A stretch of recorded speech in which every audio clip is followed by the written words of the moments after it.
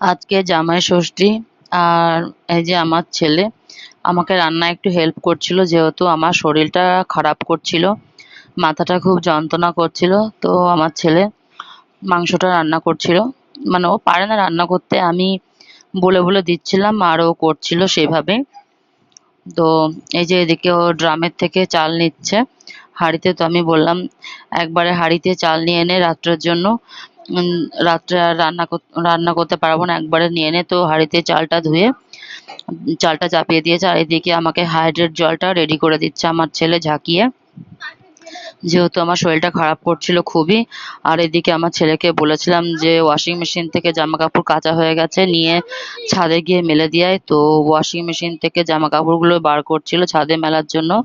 তো এদিকে এই যে ছাদে গিয়ে জামা কাপড়গুলো মেলে দিচ্ছে, কারণ আমার শরীরটা ভালো ছিল না, তো কাজে আমাকে হেল্প করছিল। তো আজকের